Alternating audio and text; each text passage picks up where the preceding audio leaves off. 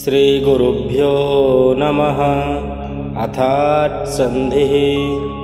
इको यणचि इकस्थाने यण् स्यात् अचि संहितायां विषये सुधि उपास्य इति स्थिते तस्मिन्निति निर्दिष्टे पूर्वस्य सप्तमी निर्देशेन विधीयमानं कार्यं वर्णान्तरेणाव्यवहितस्य पूर्वस्य बोध्यं स्थानेऽन्तरतमः प्रसंगे सति सदृशतम आदेशः स्यात् सुधय उपास्य इति जाते अनचि च अचः परस्य यरोद्विवास्तो न त्वचि इति धकारस्य द्वित्वेन सुधय उपास्य इति जाते झलां झसि स्पष्टम् इति पूर्वधकारस्य दकारः संयोगान्तस्य लोपः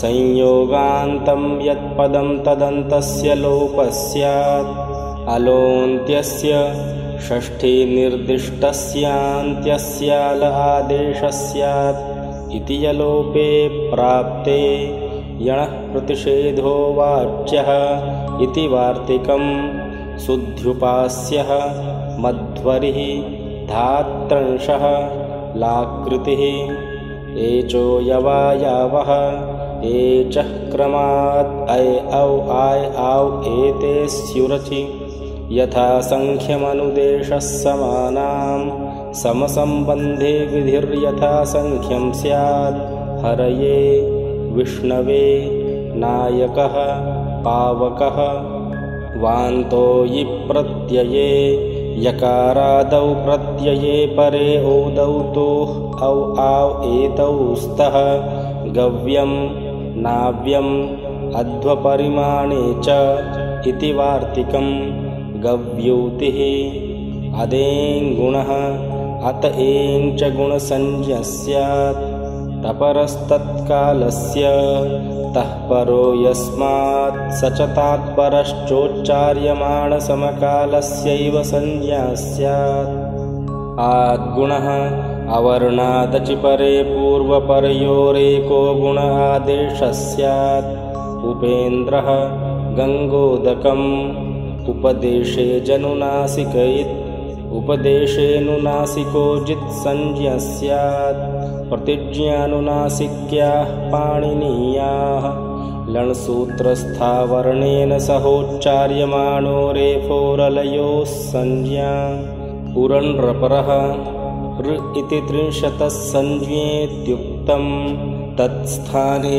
योऽणसरपरः सन्नेव प्रवर्तते कृष्णर्धिः तवल्कारः लोपशाकल्यस्य अवर्णपूर्वयोः पदान्तयोर्यवयोर्लोपो वाशिपरे पूर्वत्रासिद्धं सपादसप्ताध्यायीं प्रति त्रिपाद्यसिद्धा त्रिपाद्यामपि पूर्वं प्रति परं शास्त्रमसिद्धं हर इह हरयिः विष्ण इह विष्णविः वृद्धिरादैच् आदैच्च वृद्धिसंज्ञः स्यात् वृद्धिरेचि आदेचि परे वृद्धिरेकादेशः स्यात् गुणापवादः कृष्णैकत्वं गङ्गौघः देवैश्वर्यं कृष्णौत्कण्ठ्यम् एत्येधत्यूट्सु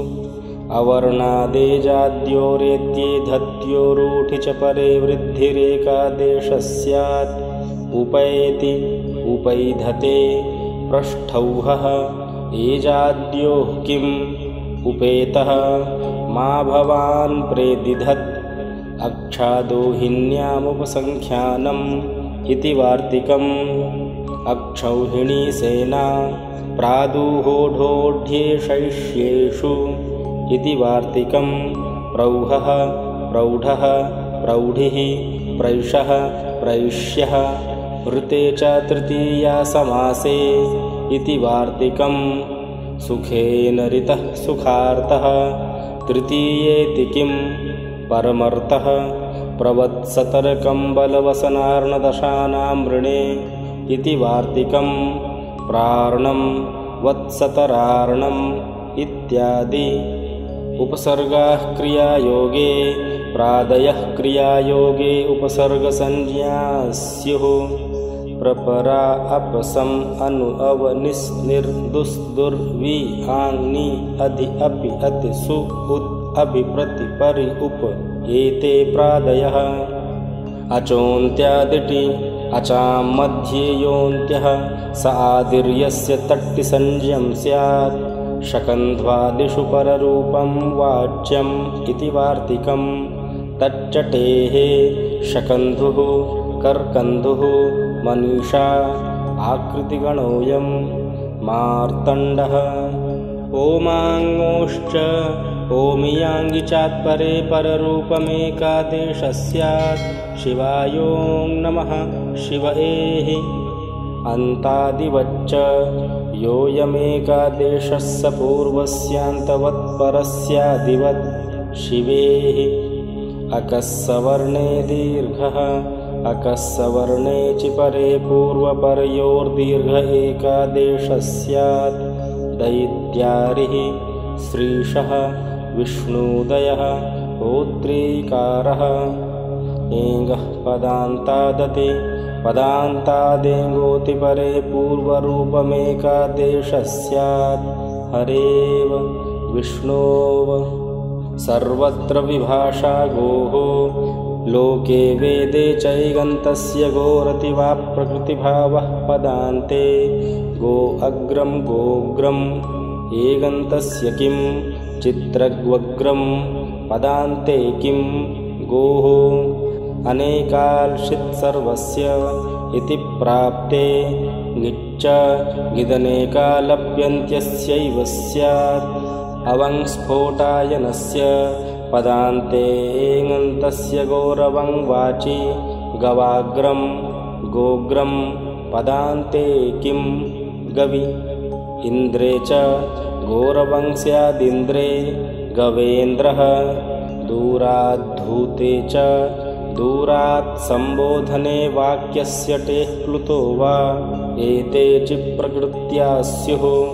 आगच्छ कृष्ण अत्र गौश्चरति ईदूदे द्विवचनं प्रगृह्यम् ईदूदे दन्तं द्विवचनं प्रगृह्यं स्यात्।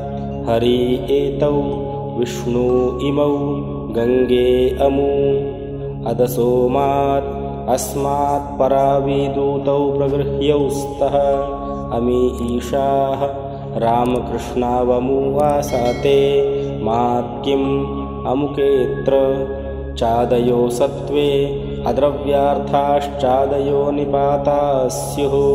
प्रादयः एतेऽपि तथा निपात एका जनान् एको निपात आङ् वर्जः प्रगृह्य स्यात्। इ इन्द्रः उ उमेशः वाक्यस्मरणयोरङ्गित् आ एवं नु मन्यसे आ एवं किल तत् अन्यत्र ङित् आ ईषदुष्णम् ओष्णम् ओद् ओदन्तो निपातः प्रगृह्य स्यात्। अहो ईशाः सम्बुद्धौ शाकल्यस्येतावनार्षे सम्बुद्धिनिमित्तक ओकारो वा प्रगृह्यो वैदिके इतौ परे विष्णो इति विष्ण इति विष्णविति। मय उयो वो वा मयः परस्य उयो वो वाचि किं उक्तं किमु उक्तम्। इको सवर्णे शाकल्यस्य ह्रस्वश्च पदान्ता इको ह्रस्वा वास्युरसवर्णे च ह्रस्वविधि सामर्थ्यान्नस्वरसन्धिः चक्रि अत्र चक्र्यत्र पदान्ता इति किं गौर्यौ।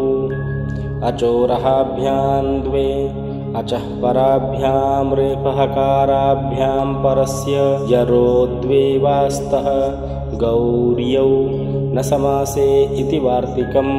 वाप्यश्वः ऋत्यकः ऋतिपरे पदान्ता अकः प्राग्वद्वा ब्रह्मर्षिः ब्रह्मर्षिः पदान्ता किम् आर्च्छत् इत्यट् सन्धिः।